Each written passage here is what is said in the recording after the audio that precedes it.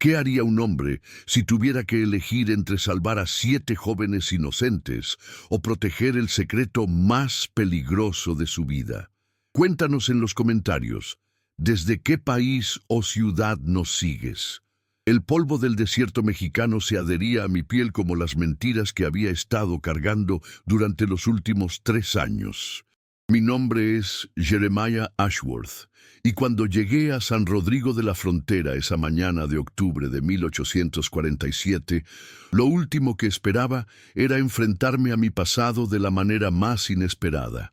Mi carreta crujía bajo el peso de las mercancías que transportaba, herramientas, telas, medicinas y algunos libros que había conseguido en San Antonio. Era mi forma de vida desde que dejé el ejército, un comerciante ambulante que recorría los pueblos fronterizos entre Texas y México, siempre en movimiento, siempre evitando las preguntas sobre mi pasado. San Rodrigo era un pueblo polvoriento y pequeño, con casas de adobe que se extendían alrededor de una plaza central donde una iglesia colonial dominaba el paisaje. Las campanas repicaban con un tono melancólico que parecía advertir sobre algo que no podía identificar.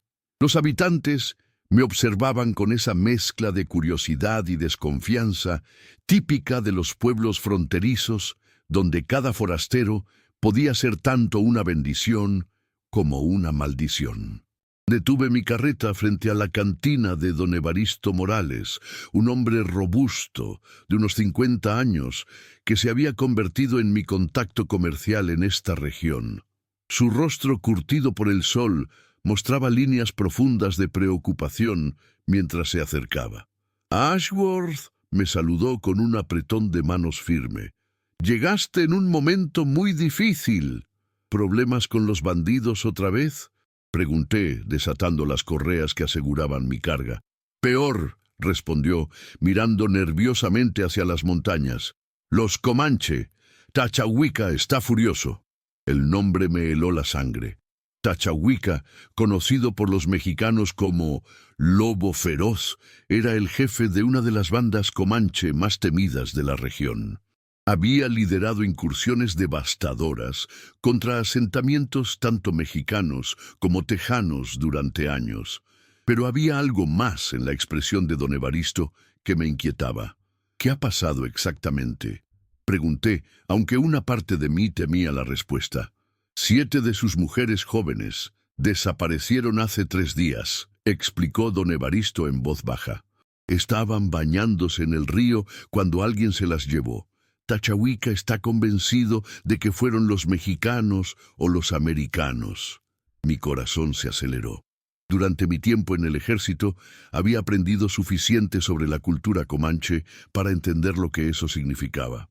Esas mujeres jóvenes no eran solo miembros de la tribu, eran hijas, hermanas, futuras madres. Su desaparición era una herida profunda en el corazón de la comunidad. «¿Hay alguna evidencia de quién pudo haberlas tomado?», pregunté, manteniendo mi voz calmada. «Eso es lo que nos tiene aterrorizados», susurró don Evaristo. «Los rastreadores encontraron huellas que llevaban hacia el norte, pero luego desaparecían como si se las hubiera tragado la tierra. Y hay algo más». Se detuvo mirando a su alrededor como si temiera ser escuchado. «¿Qué más?». «Tachahuica dice que uno de sus guerreros vio a un hombre blanco cerca del río esa mañana, un hombre alto, con cabello oscuro y cicatrices en las manos».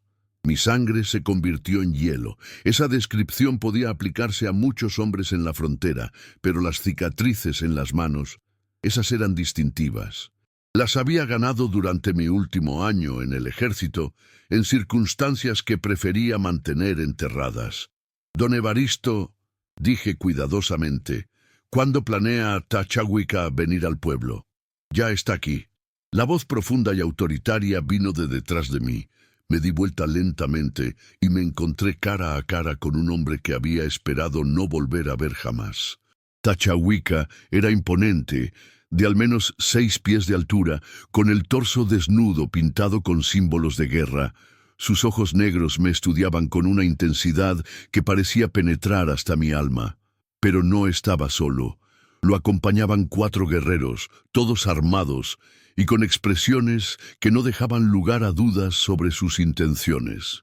Los habitantes del pueblo habían desaparecido discretamente de las calles, dejándonos solos en la plaza polvorosa. «Tú», dijo Tachawika en un español básico pero claro, señalándome con un dedo. «Tú tienes mis mujeres». «No sé de qué hablas», respondí, manteniendo mis manos visibles y alejadas de mi pistola. «Acabo de llegar al pueblo». Sus ojos se entrecerraron. «Tus manos. Mostrar». No tenía opción. Extendí mis manos, palmas hacia arriba, revelando las cicatrices entrecruzadas que marcaban ambas palmas.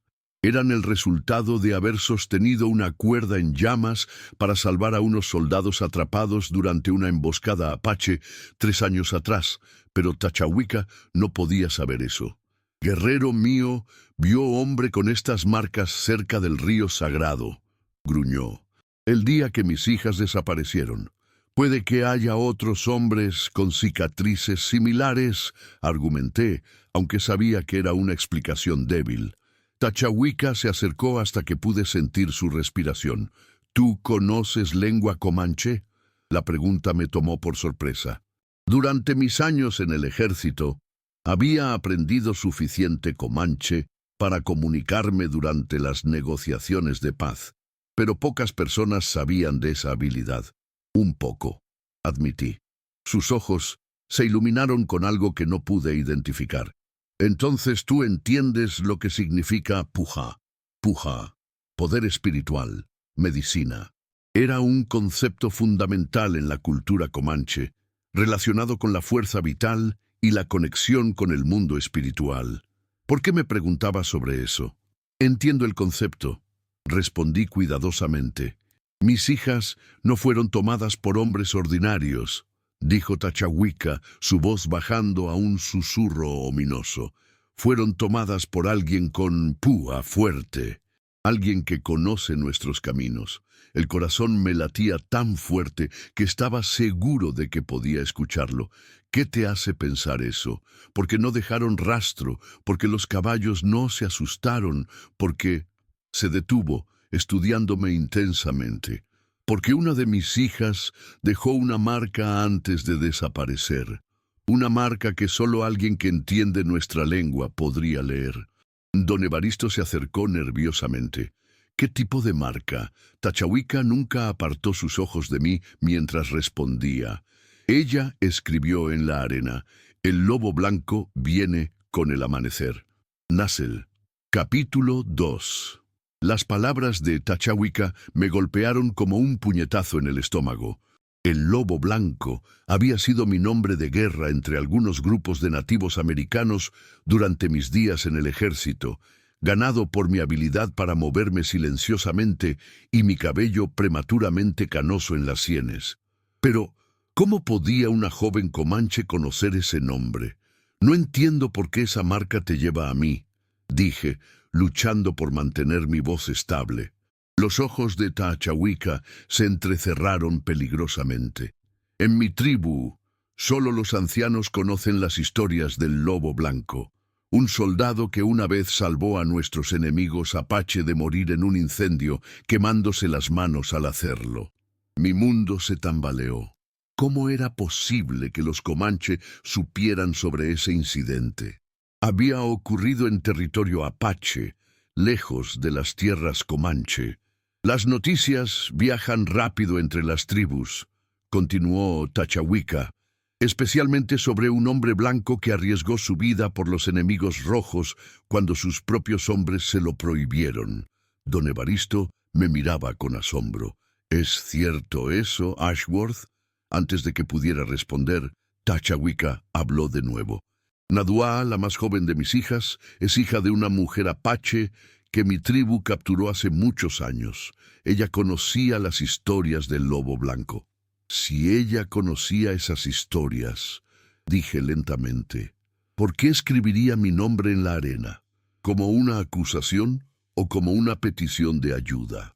«Esa», respondió Tachawika, «es la pregunta que me está matando por dentro». El silencio se extendió entre nosotros, cargado de tensión y preguntas sin respuesta. Finalmente, decidí tomar el riesgo más grande de mi vida. «Jefe Tachawika», dije en comanche, usando el dialecto formal que había aprendido, «juro por el espíritu del viento que no he tomado a tus hijas, pero si me permites, te ayudaré a encontrarlas». La sorpresa cruzó su rostro al escucharme hablar su lengua con fluidez. Los guerreros intercambiaron miradas tensas. «¿Por qué?», preguntó, volviendo al español para que don Evaristo pudiera entender. «¿Por qué un comerciante arriesgaría su vida por indias que no conoce?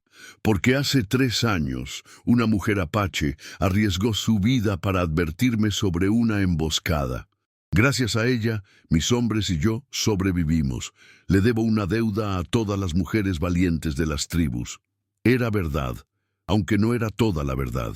La mujer apache había hecho mucho más que advertirme sobre la emboscada, pero esos detalles pertenecían a la parte de mi pasado que había jurado mantener enterrada. Tachawika me estudió durante largos momentos. «Si aceptas ayudar, tendrás que venir con nosotros, vivir como nosotros, seguir nuestras costumbres». «Acepto. ¿Y si descubro que mientes, que de alguna manera estás involucrado en la desaparición de mis hijas?» Su mano se movió hacia el cuchillo en su cinturón. «Tu muerte será lenta y dolorosa». «Entiendo». Don Evaristo se acercó nerviosamente. «Ashworth, ¿estás seguro de esto? Podría ser una trampa». «Don Evaristo», le dije, poniendo una mano en su hombro, «necesito que cuides de mi carreta y mis mercancías. Si no regreso en 2 semanas, vende todo y dona el dinero a la iglesia». «Pero no hay peros», interrumpí. «Esto es algo que tengo que hacer». Tachawika asintió con aprobación. «Prepárate. Partimos antes del anochecer». Mientras los guerreros se dispersaron para preparar la partida, Tachawika se quedó conmigo. «Hay algo más que debes saber», dijo en voz baja. La marca en la arena no solo decía «El lobo blanco viene con el amanecer». También había símbolos debajo. ¿Qué tipo de símbolos? Símbolos de peligro. Y algo más. Hizo una pausa, como si estuviera decidiendo cuánto revelar. Un símbolo que significa «vendidas». El horror me atravesó como una lanza. «¿Vendidas? ¿A quién?» «Eso es lo que necesitamos averiguar, pero en la frontera solo hay un tipo de hombre que compra mujeres jóvenes, traficantes de esclavos».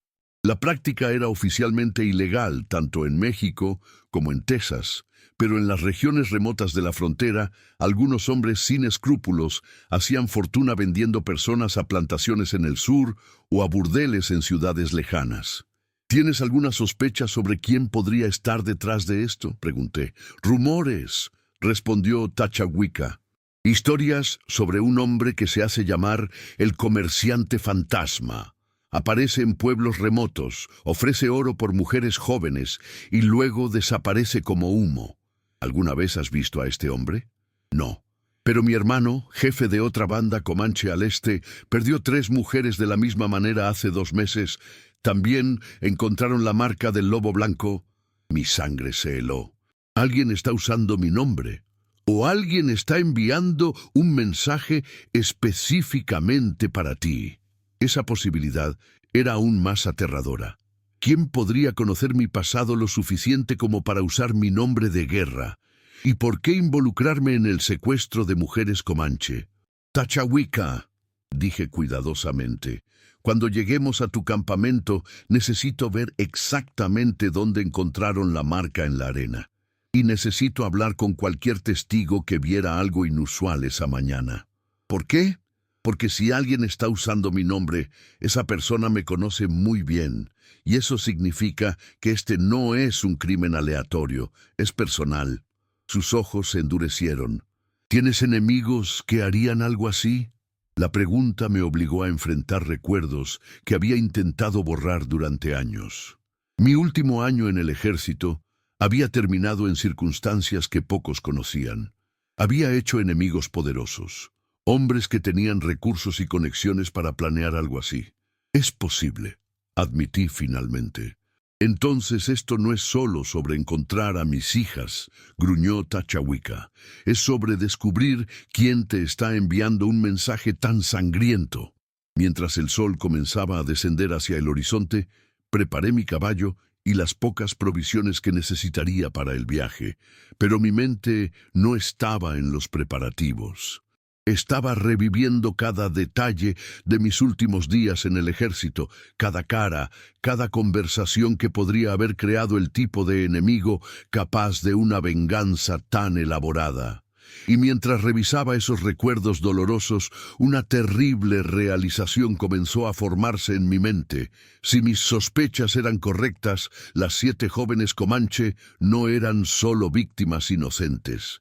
Eran cebo en una trampa diseñada específicamente para mí. Nai Sun, capítulo 3. El campamento Comanche se extendía a lo largo de un valle protegido, con tipis dispuestos en un patrón que hablaba de una organización social cuidadosa. Llegamos al anochecer. Inmediatamente sentí el peso de docenas de ojos sobre mí. Los niños se escondían detrás de sus madres. Los guerreros mantenían sus armas cerca y las mujeres mayores me observaban con una mezcla de curiosidad y desconfianza. Tachawika me condujo directamente al centro del campamento, donde una gran fogata iluminaba los rostros tensos de los ancianos del consejo. El aire olía a salvia quemada y a la tensión de una comunidad en crisis. «Este es el hombre que llaman Lobo Blanco», anunció Tachawika en Comanche.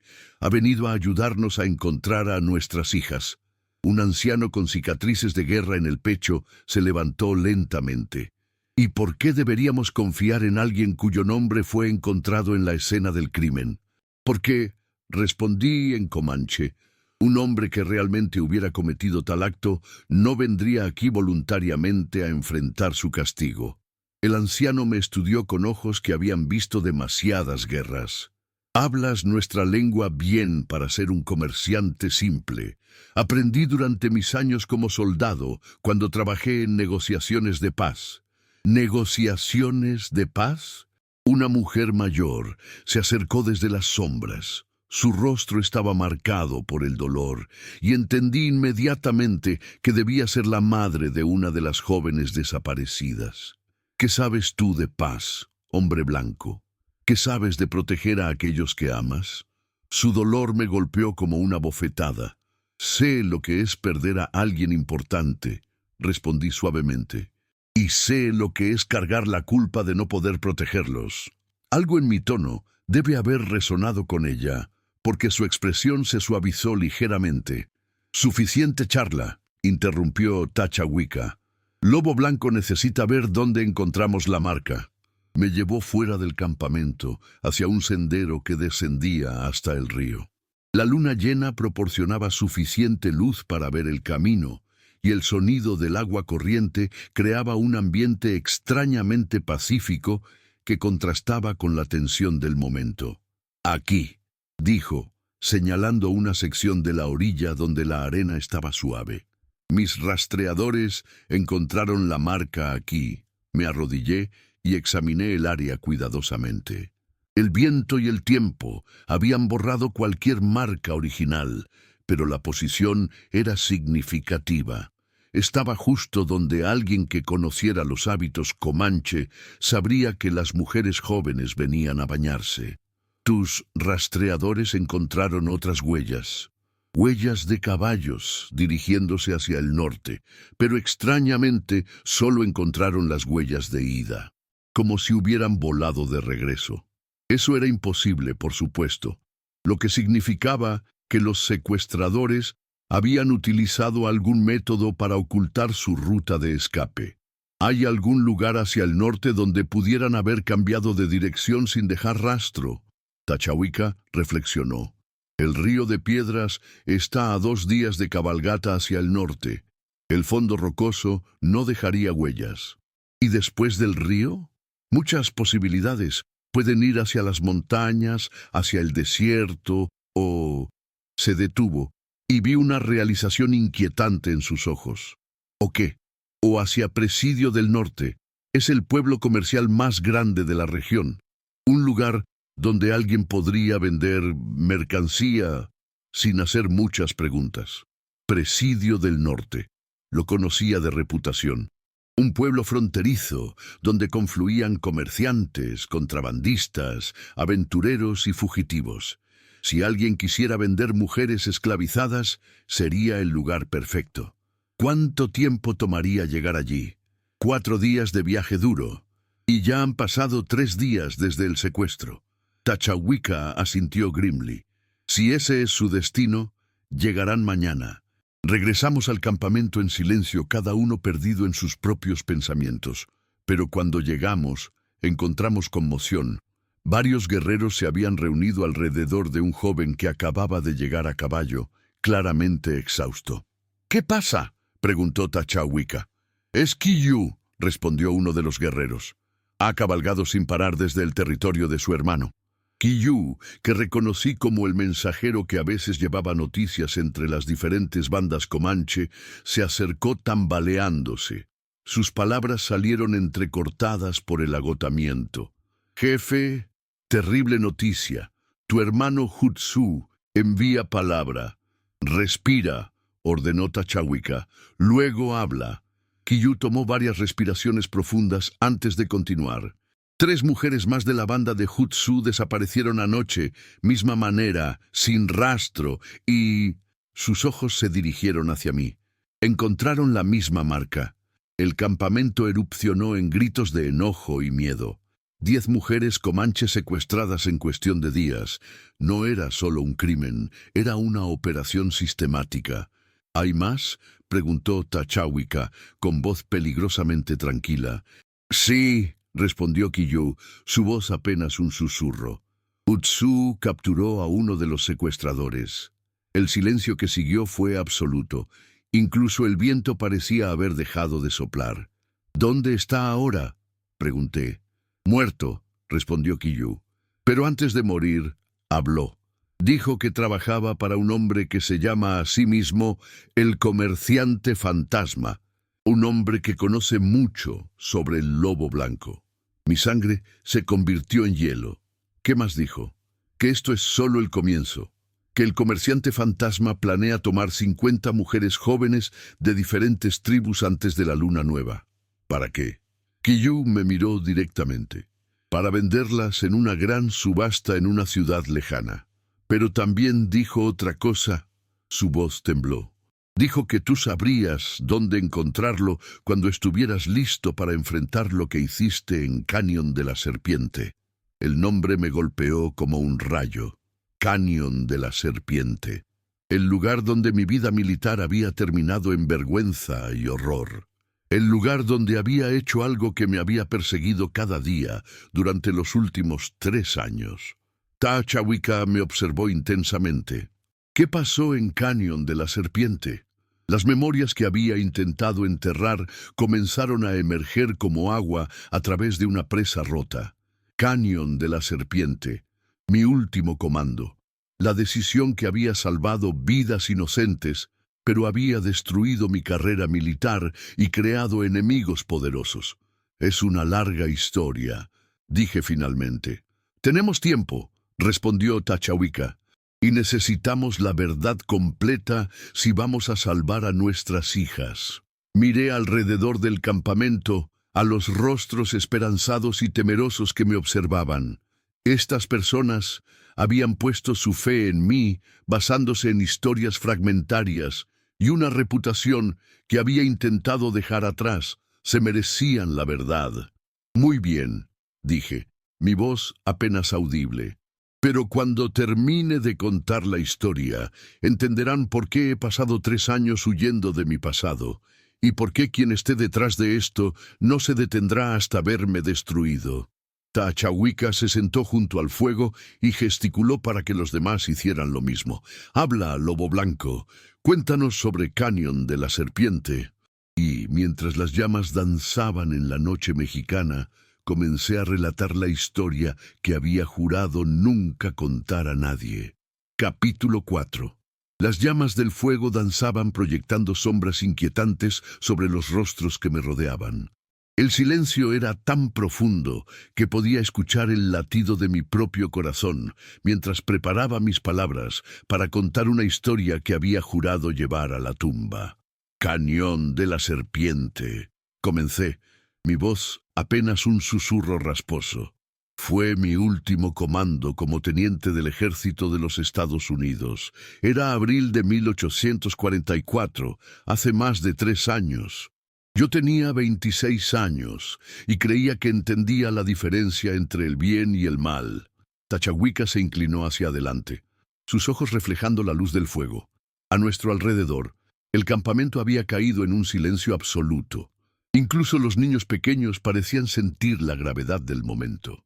Mi superior era el coronel Marcus Thorne, continué, el nombre dejando un sabor amargo en mi boca. Un hombre ambicioso que veía en cada misión una oportunidad para ascender en el escalafón militar.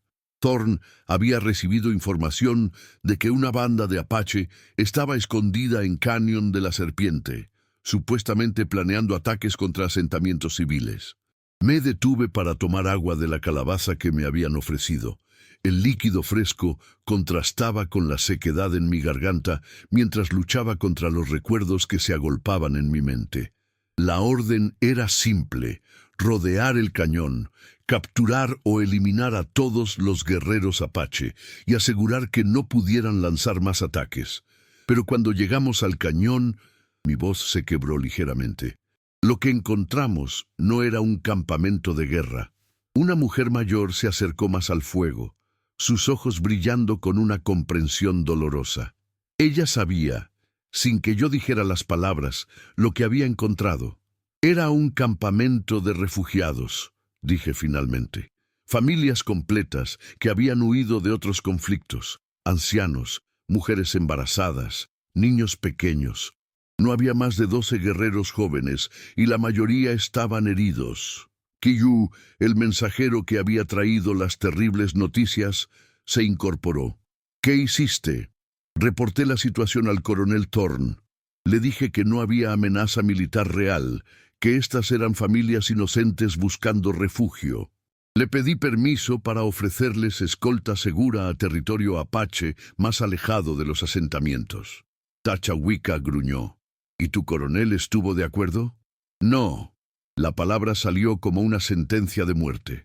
Thorne dijo que un Apache era un Apache, que la política del ejército era clara: limpiar la región de todos los nativos hostiles. Me ordenó proceder con el ataque. El viento nocturno agitó las llamas, creando sombras danzantes que parecían reflejar la turbulencia en mi alma. Durante 3 años había revivido ese momento una y otra vez, preguntándome si podría haber hecho algo diferente. ¿Obedeciste la orden?, preguntó la mujer mayor, aunque por su tono ya conocía la respuesta. No podía, respondí, mi voz cargada de una emoción que había mantenido enterrada durante demasiado tiempo. No podía masacrar a familias inocentes, así que hice algo que cambió todo. Me levanté y caminé hacia el borde del círculo de luz, necesitando espacio para respirar mientras las memorias me abrumaban. Esa noche desobedecí órdenes directas. Tomé a 5 soldados que pensaban como yo y bajamos al cañón en secreto. Advertimos a las familias Apache sobre el ataque planeado y los ayudamos a escapar por un sendero oculto que solo ellos conocían. ¿Todos escaparon?, preguntó Tachawika. Todos excepto una mujer joven que estaba dando a luz. No podía moverse. Me quedé con ella y un soldado mientras los demás escapaban. Cerré los ojos, reviviendo esa noche desesperada. Se llamaba Aiyana, tenía quizás 18 años, y era la mujer más valiente que había conocido. ¿Qué pasó con ella? Ayudé en el parto. Su hijo nació justo antes del amanecer, cuando Thorne ordenó el ataque. Cuando encontraron el campamento vacío, Thorne se enfureció. Envió patrullas en todas direcciones. Una de ellas nos encontró. El silencio que siguió fue pesado como una lápida.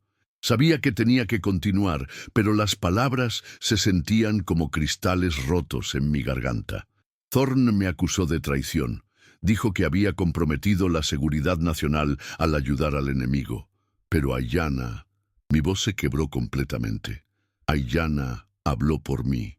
Les dijo a mis superiores que yo había arriesgado mi vida para salvar inocentes, no para ayudar a guerreros hostiles.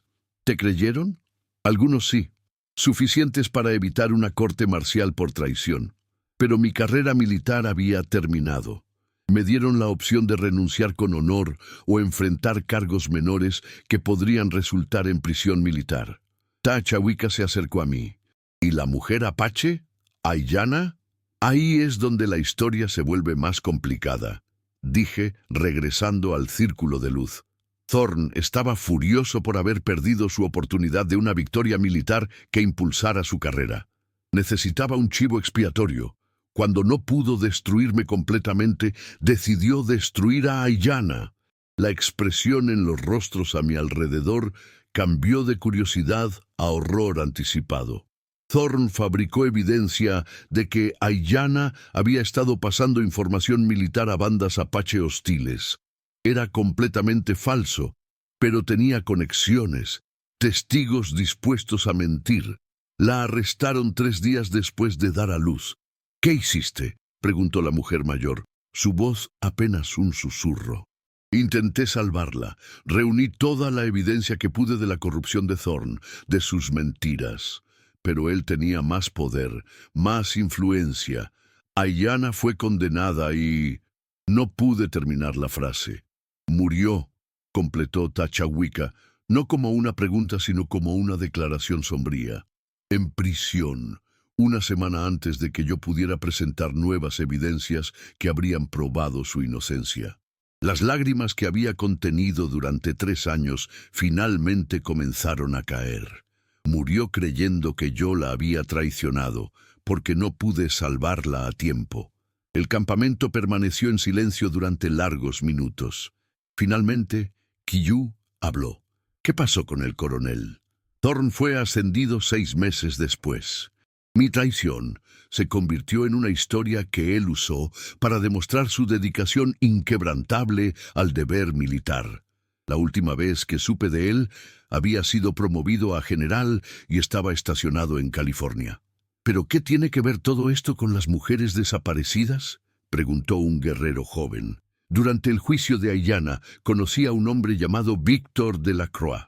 Era un comerciante que frecuentemente trabajaba con el ejército, suministrando información sobre movimientos de tribus nativas. Había algo en él que me inquietaba, pero no pude identificar qué. Tachawika se enderezó. ¿Crees que este Delacroix podría ser el comerciante fantasma? Es posible. Delacroix desapareció poco después del juicio. Algunos dijeron que había tenido problemas con el ejército por vender información a ambos lados de los conflictos. Pero antes de desaparecer, me buscó. ¿Qué quería? Me culpó por arruinar un negocio muy lucrativo que tenía con Thorn. Aparentemente, habían estado colaborando en actividades que iban más allá del suministro de información militar. Me froté las cicatrices en mis manos, un hábito nervioso que había desarrollado. Nunca supe exactamente qué tipo de negocio, pero Delacroix juró que algún día me haría pagar por haber interferido. La mujer mayor se acercó y puso una mano arrugada en mi hombro. «Hijo, has cargado esta culpa durante mucho tiempo». «Aiyana murió por mi culpa», susurré. «Si no hubiera desobedecido órdenes, si hubiera encontrado otra manera...» «Si no hubieras desobedecido órdenes», interrumpió Tachawika firmemente, «decenas de inocentes habrían muerto, incluida esta Aiyana y su bebé. Pero ella murió de todos modos. Murió por la maldad de otros hombres, no por tu bondad», dijo la mujer mayor. «Y ahora tal vez tienes la oportunidad de honrar su memoria salvando a nuestras hijas». Sus palabras me golpearon con la fuerza de una revelación. Por primera vez en 3 años, comencé a ver mi historia no solo como una tragedia de fracaso, sino como una lección sobre el precio de hacer lo correcto en un mundo corrupto. «Si Delacroix es realmente el comerciante fantasma», dije lentamente, «entonces esto no es solo sobre dinero o esclavos. es sobre venganza. Él está usando a sus hijas para atraerme, para obligarme a enfrentar mi pasado.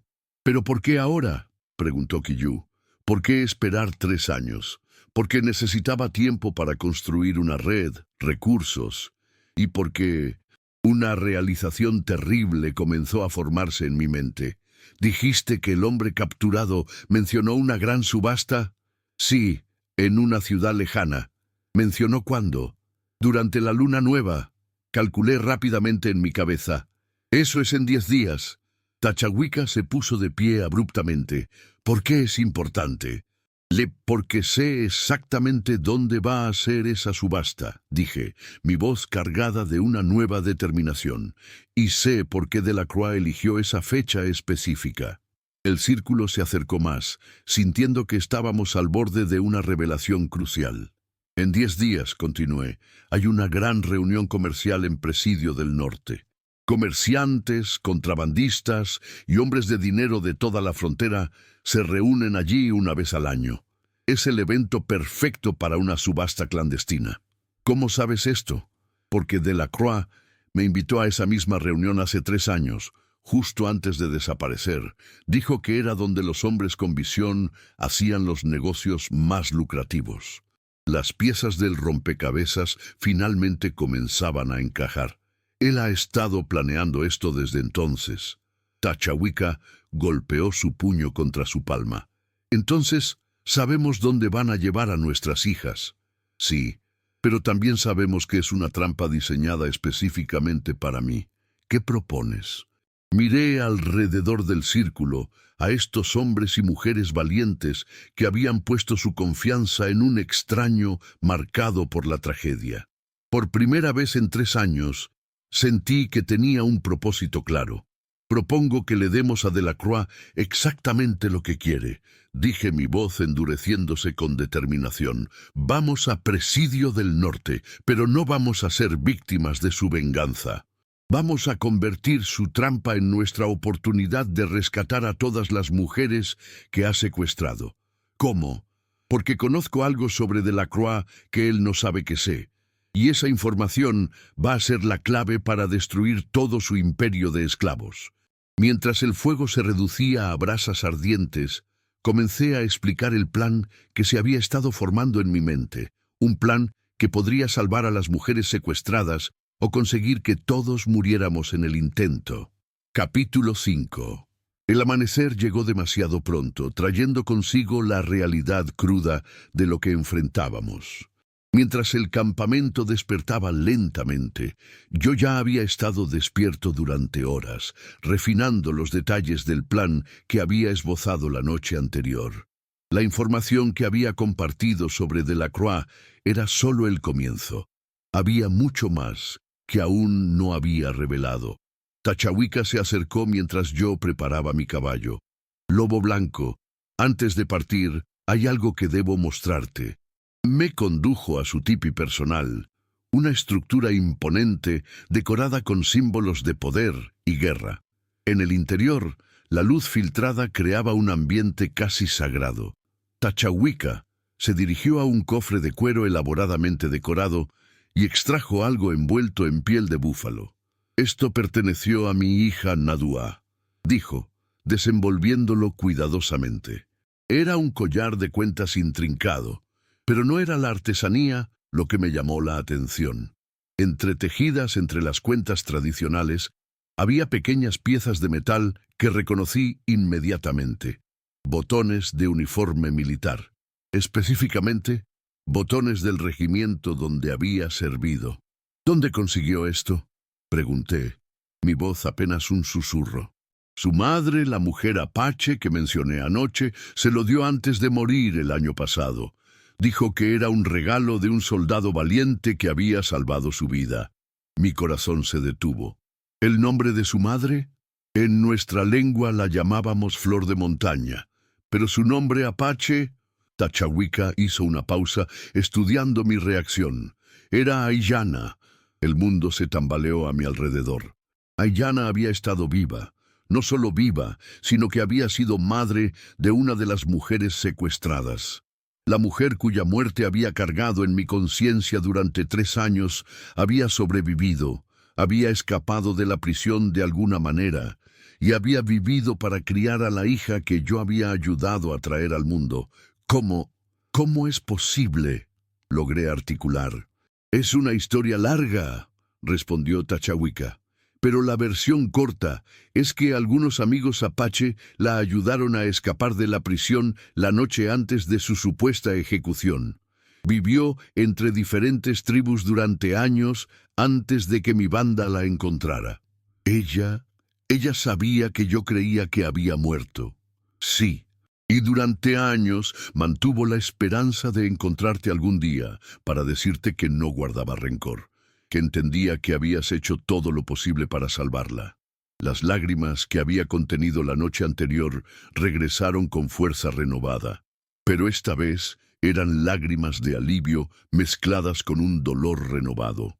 Aiyana había vivido, había perdonado, pero ahora su hija estaba en las manos del mismo hombre que había orquestado su tormento. Nadua sabe quién eres, continuó Tachawika. Aiyana le contó toda la historia. Por eso escribió tu nombre en la arena. No era una acusación, era una súplica. Sabía que si veías la marca, vendrías a buscarla. ¿Por qué no me dijiste esto anoche? Y porque necesitaba saber si eras el hombre que Aiyana describía. Necesitaba escuchar tu historia de tu propia boca. Sus ojos se endurecieron. Y porque necesitaba estar seguro de que no te echarías atrás cuando supieras lo personal que es esto. Tomé el collar con manos temblorosas. Los botones de metal estaban pulidos por años de uso cariñoso. Aiyana los había conservado como un recordatorio. Y ahora su hija los había llevado consigo incluso en el baño ritual, manteniéndolos cerca de su corazón. «Hay algo más», dijo Tachawika. Aiyana me contó sobre la verdadera razón por la que Delacroix desapareció hace 3 años. ¿Cuál era? No era solo un comerciante de información. Era el socio silencioso de Thorne en un negocio de tráfico de esclavos nativos. Habían estado vendiendo prisioneros de guerra a plantaciones en el sur durante años, presentándolo como reubicación de prisioneros hostiles en los registros oficiales. La revelación me golpeó como un puñetazo. Por eso Thorne estaba tan furioso cuando liberé a las familias apache.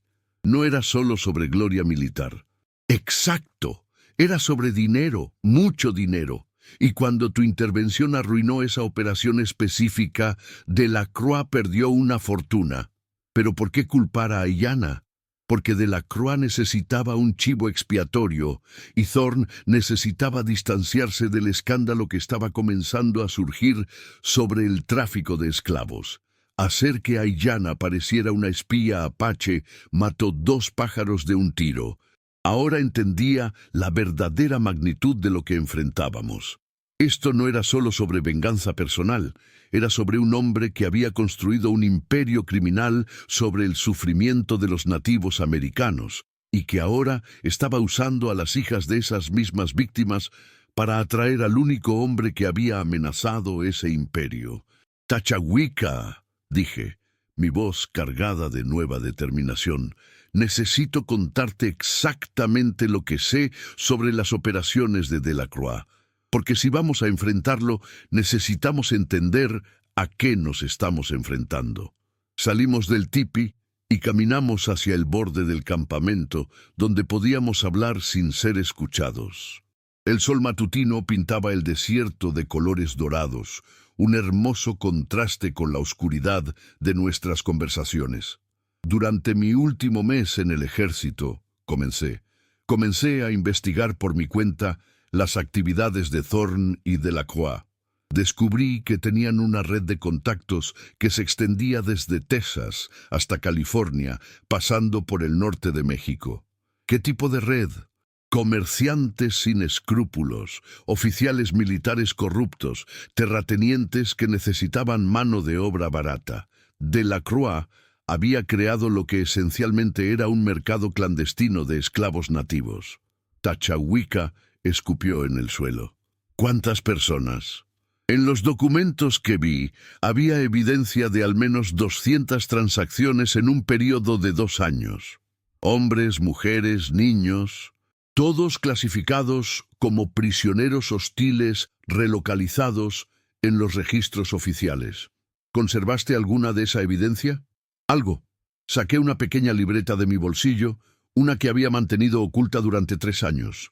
Nombres, fechas, ubicaciones, no suficiente para una condena legal, pero suficiente para entender cómo opera. Tachawika hojeó las páginas, su expresión volviéndose más sombría con cada entrada. Esto es genocidio sistemático. Y Delacroix era el cerebro detrás de todo.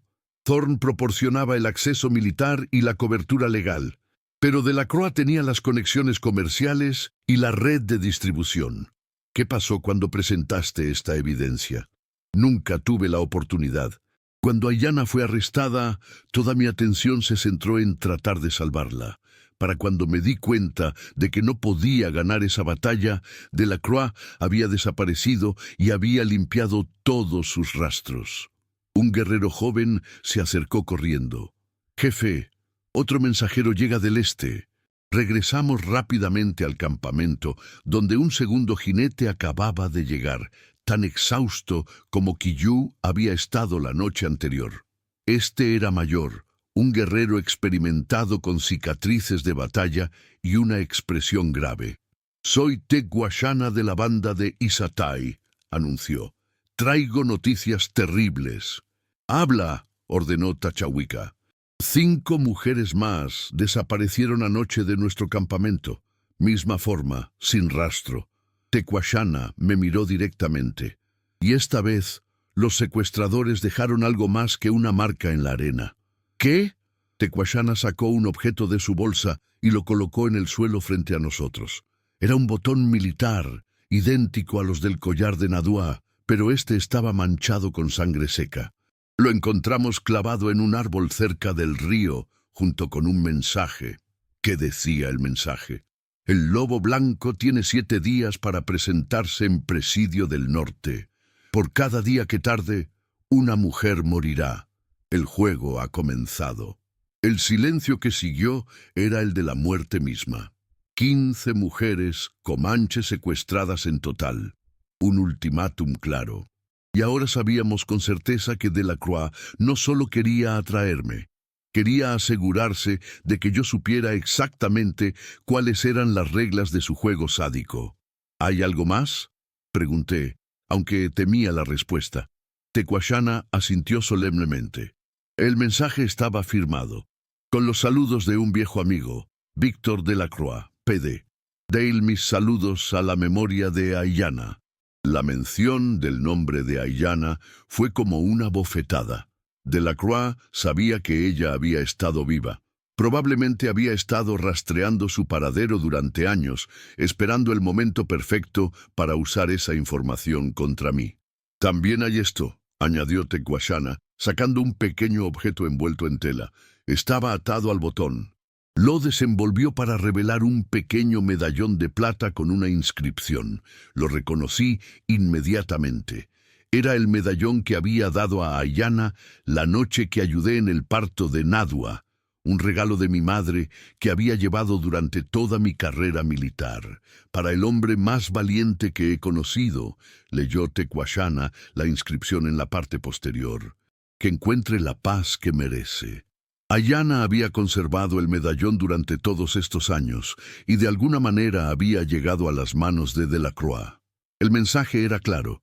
Él sabía todo sobre mi relación con Ayanna y Nadua. Sabía exactamente cuánto significarían para mí. ¿Cuántos guerreros pueden reunir las 3 bandas?, pregunté a Tachawika. Quizás 40 hombres de combate. No será suficiente. Delacroix ha tenido años para prepararse. Tendrá mercenarios, armas, posiciones defensivas. Entonces, ¿qué sugieres? Miré el medallón en mi mano, sintiendo el peso de todas las decisiones que me habían llevado a este momento. Ayanna había creído en mí una vez. Había confiado en que yo haría lo correcto sin importar el costo personal. Ahora su hija y 14 otras mujeres inocentes dependían de que yo estuviera a la altura de esa fe.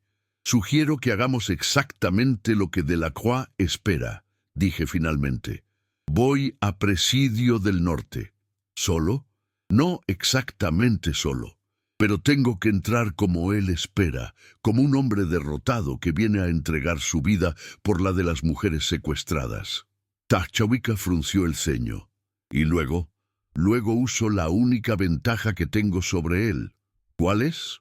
Delacroix cree que conoce toda la verdad sobre lo que pasó en Cañón de la Serpiente, pero hay una parte de la historia que nunca conté a nadie. Una parte que va a cambiar todo cuando la revele en el momento adecuado. Los ojos de Tachawica se entrecerraron. ¿Qué parte? Guardé el medallón en mi bolsillo, sintiendo su peso como una promesa. La parte sobre por qué Delacroix realmente desapareció hace 3 años.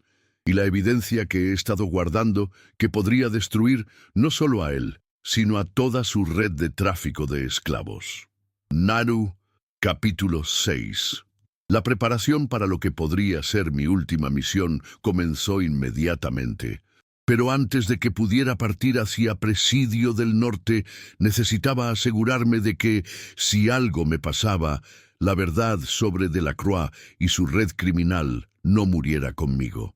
Me senté en el tipi que Tachawica había puesto a mi disposición y comencé a escribir una carta detallada dirigida al gobernador de Texas, documentando todo lo que sabía sobre las operaciones de Delacroix.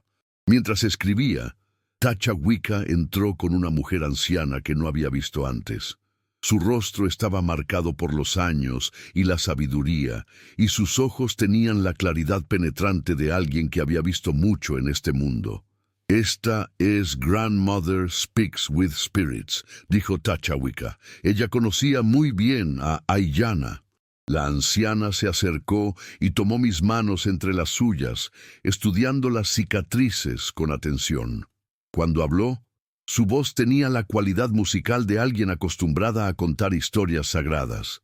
«Aiyana me habló mucho de ti en sus últimos años», dijo en un español sorprendentemente fluido. «Ella te llamaba el hombre que eligió el corazón sobre la orden». «Ella era más valiente que yo», respondí. «Enfrentó cosas que no debería haber tenido que enfrentar». «Sí, pero sobrevivió. Y no solo sobrevivió. Prosperó. Se convirtió en una sanadora respetada, una mujer de gran sabiduría». Los ojos de la anciana se endurecieron, hasta que ese demonio Delacroix la encontró. ¿Delacroix la encontró? ¿Cuándo? Hace 2 años. Vino a nuestro campamento de invierno haciéndose pasar por comerciante, pero Aiyana lo reconoció inmediatamente. Esa noche, ella me contó toda la historia de su tiempo en prisión, de su escape, de cómo había vivido con miedo durante años de que la encontraran. Tachawica se sentó pesadamente. «¿Por qué nunca me contaste esto?» «Porque Aiyana me hizo prometerle que no lo haría hasta que fuera necesario. Ella sabía que si descubrías la verdad, declararías guerra contra Delacroix inmediatamente». «¿Y qué pasó cuando Delacroix la encontró?» Grandmother Speaks with Spirits cerró los ojos como si la memoria fuera dolorosa. Él no la amenazó directamente. Fue más sutil que eso. Le dijo que sabía dónde estaba, que sabía sobre Nadua, que conocía a toda la familia que había construido aquí. Le dijo que mientras ella se comportara, su nueva vida estaría segura. ¿Qué quería de ella? Información.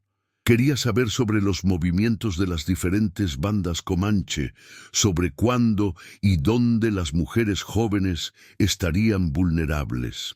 El horror de la situación se hizo claro. Aiyana fue forzada a proporcionar la información que Delacroix usó para planear los secuestros. Sí, y el conocimiento de eso la estaba matando. En sus últimos meses, apenas podía dormir, apenas podía comer. El peso de saber que estaba poniendo en peligro a otras mujeres jóvenes como su propia hija, ¿eso fue lo que la mató? La anciana asintió tristemente. Su corazón no pudo soportar la carga. Murió el invierno pasado, pero antes de morir me hizo prometer que si algo les pasaba a las mujeres jóvenes de la tribu, me aseguraría de que tú supieras la verdad completa. ¿Qué verdad completa? Grandmother Speaks with Spirits se levantó y caminó hacia la entrada del tipi, como si necesitara aire fresco para lo que estaba a punto de revelar. Delacroix no solo está traficando esclavos para obtener ganancias, está construyendo un ejército. Un ejército. Los hombres jóvenes nativos que captura no van a plantaciones, van a un lugar secreto en las montañas donde son entrenados como soldados. Delacroix está planeando algo mucho más grande que el simple tráfico de esclavos. Tachahuica se puso de pie bruscamente. ¿Qué tipo de algo más grande? Una guerra privada. Ayana descubrió que Delacroix y varios hombres poderosos han estado planeando tomar control de grandes extensiones de territorio a lo largo de la frontera. Quieren crear su propio reino independiente, con ellos como señores y los nativos como esclavos. La magnitud de lo que estaba describiendo era asombrosa. No estábamos hablando de un criminal ordinario, sino de alguien que estaba orquestando lo que equivalía a una rebelión secesionista alimentada por el tráfico de esclavos. ¿Cuántos hombres ha reunido? Ayana estimaba que al menos 200. Hombres desesperados, mercenarios, soldados desertores, bandidos, todos unidos por la promesa de tierra y poder. ¿Y las mujeres secuestradas?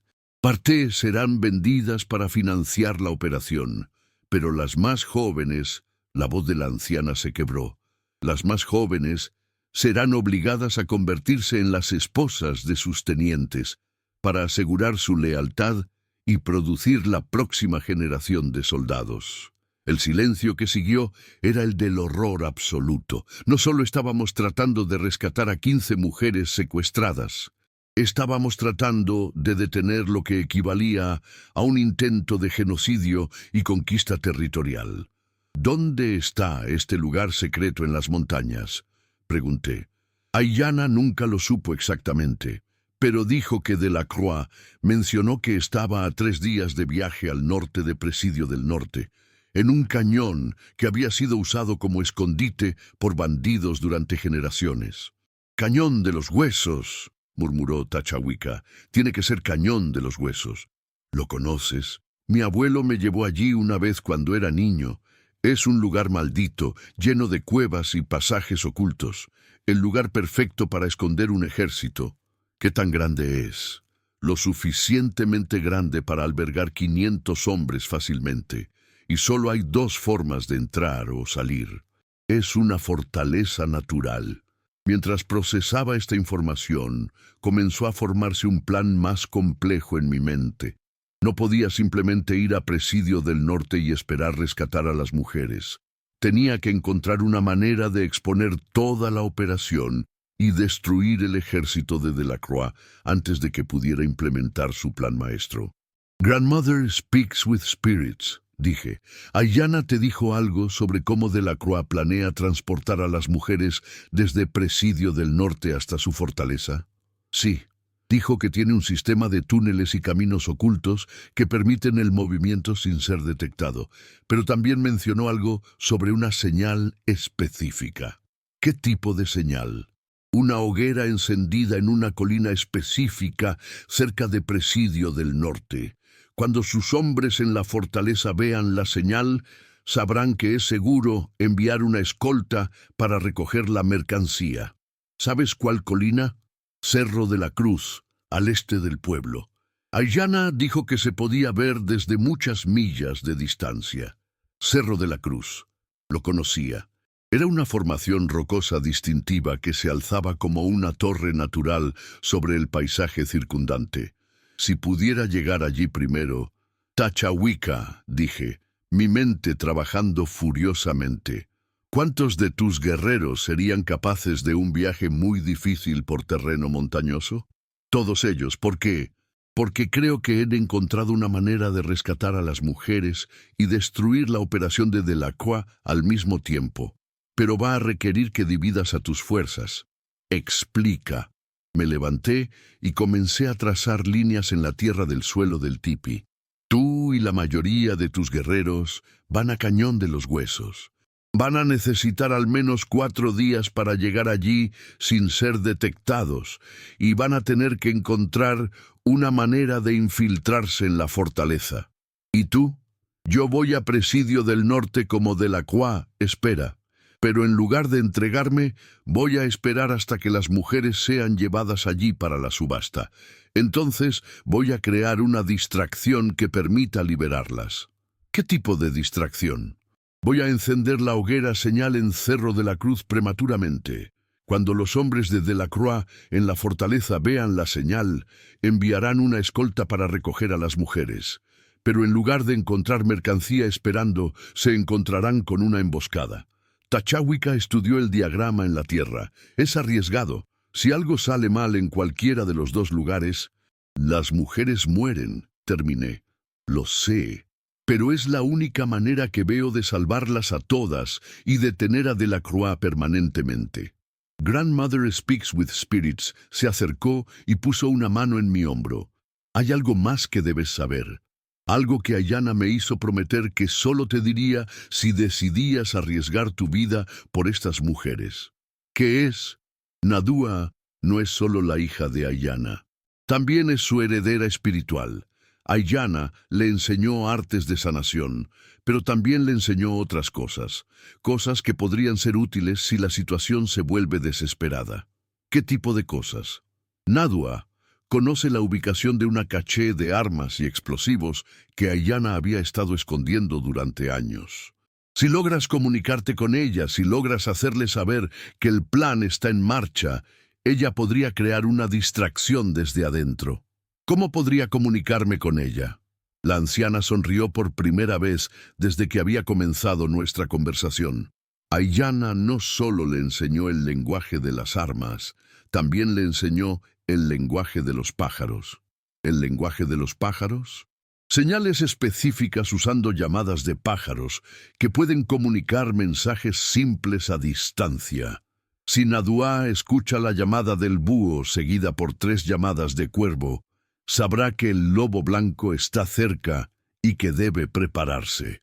Era un plan arriesgado con muchas variables que podían salir mal. Pero por primera vez desde que había comenzado esta pesadilla, sentí que teníamos una oportunidad real no solo de rescatar a las mujeres, sino de detener a Delacroix antes de que pudiera implementar su plan más amplio. ¿Cuándo partimos?, preguntó Tachahuica. Mañana al amanecer. Necesito esta noche para preparar algunas cosas y escribir cartas que puedan ser entregadas si no sobrevivo. ¿Cartas? Una para el gobernador de Texas, documentando todo lo que sabemos sobre la red de Delacroix. Otra para el comandante militar de San Antonio, advirtiendo sobre el ejército privado. Y una última. Mi voz se quebró ligeramente.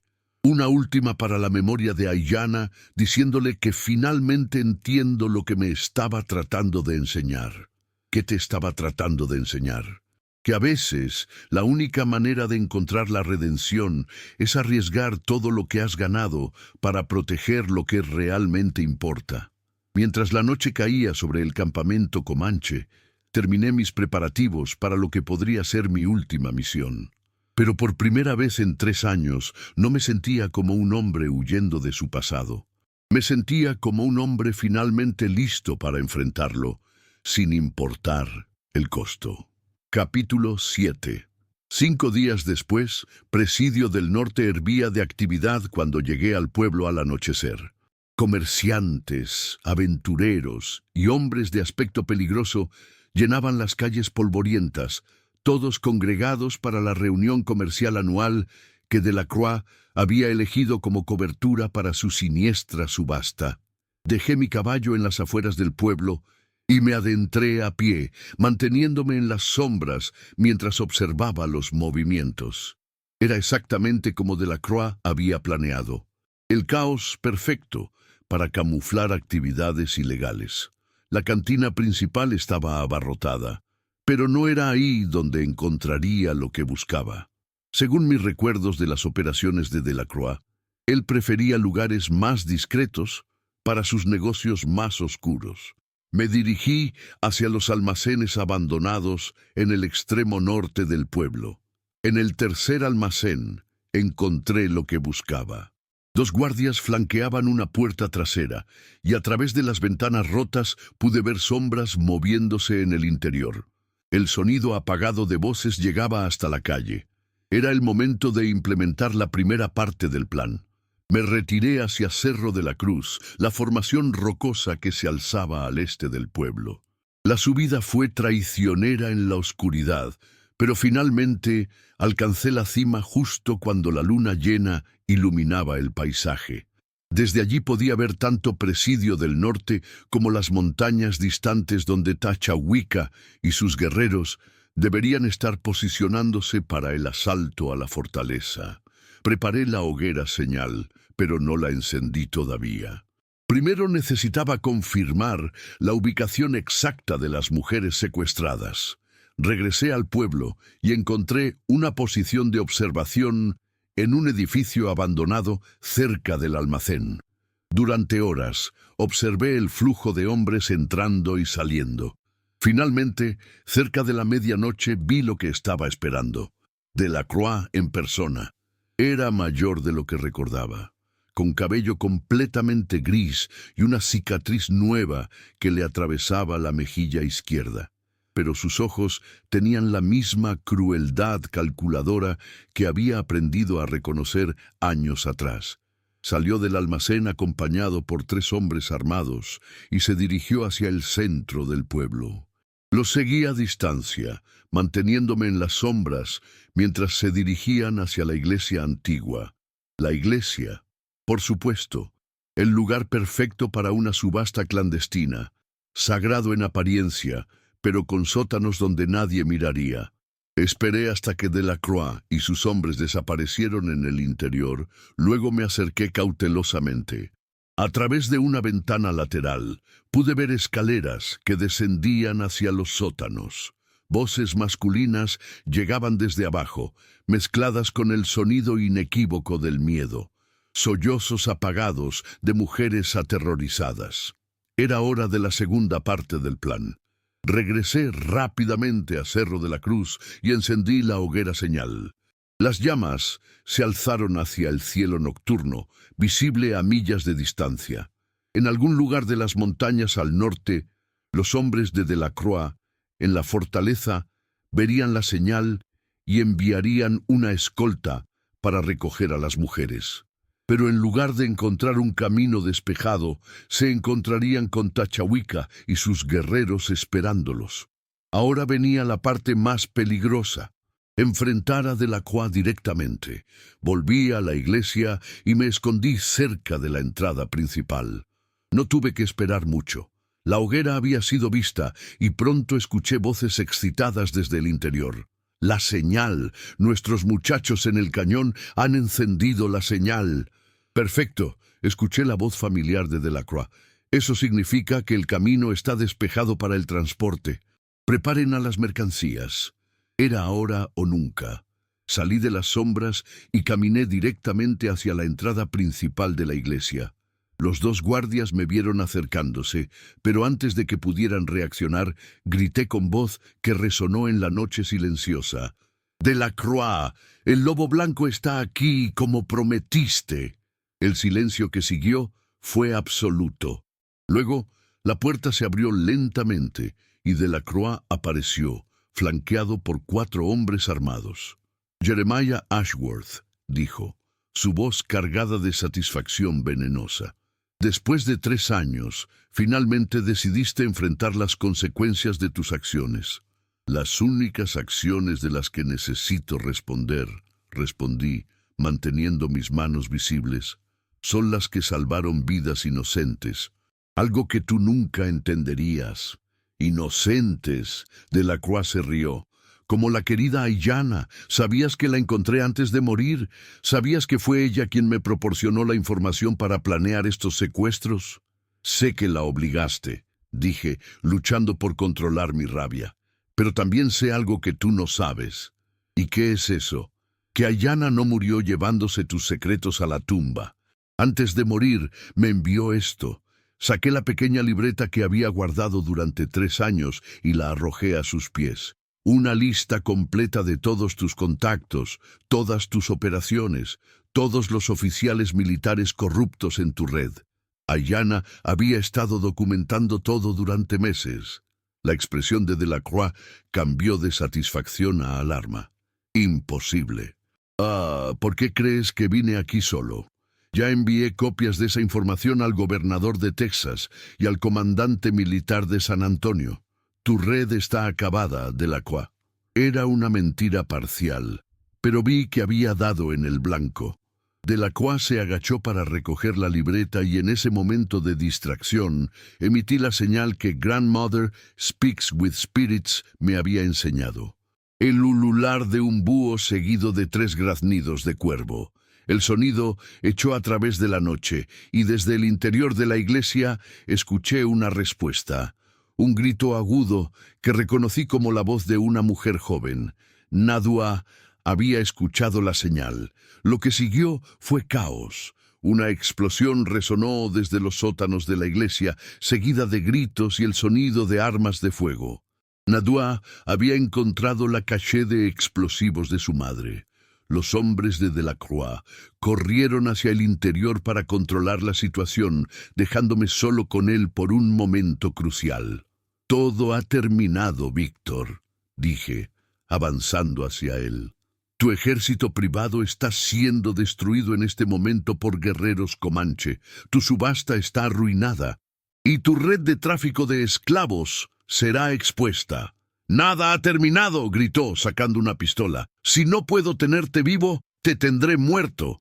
Pero 3 años de vida en la frontera me habían mantenido alerta. Me arrojé hacia un lado justo cuando disparó y la bala se incrustó en la pared de adobe detrás de mí. Antes de que pudiera disparar de nuevo, me lancé sobre él. Luchamos ferozmente en el suelo polvoriento, pero la rabia y la desesperación le daban una fuerza sorprendente. Finalmente logró liberarse y apuntarme de nuevo. Pero antes de que pudiera apretar el gatillo, una figura emergió de las sombras de la iglesia. Era Nadua, libre de sus cadenas, sosteniendo un rifle que obviamente había tomado de uno de los guardias. Sin vacilar, disparó. Delacroix cayó al suelo mirándola con asombro. «¿Quién?» «Soy la hija de Aiyana», dijo Nadua en español claro. «Y el lobo blanco no está solo». Durante la hora siguiente, las mujeres liberadas salieron de la iglesia mientras los hombres de Delacroix se rendían o huían.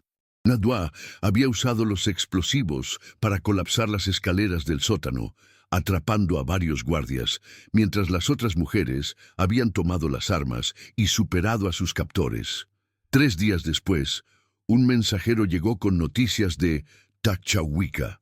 La fortaleza en Cañón de los Huesos había sido tomada, el ejército privado de Delacroix destruido y más de 50 prisioneros liberados. Mientras cabalgaba de vuelta hacia territorio comanche con las 15 mujeres rescatadas, Nadua se acercó a mi lado. «Mi madre tenía razón sobre ti», dijo. «Eres exactamente el hombre que ella describía». «Tu madre era la persona más valiente que he conocido», respondí. «Y tú has demostrado ser su digna hija. ¿Qué harás ahora?» Miré hacia el horizonte, donde el sol se ponía sobre las montañas mexicanas. Por primera vez en 3 años, no sentía el peso aplastante de la culpa sobre mis hombros. «Creo», dije finalmente, «que es hora de dejar de huir de mi pasado y comenzar a construir un futuro».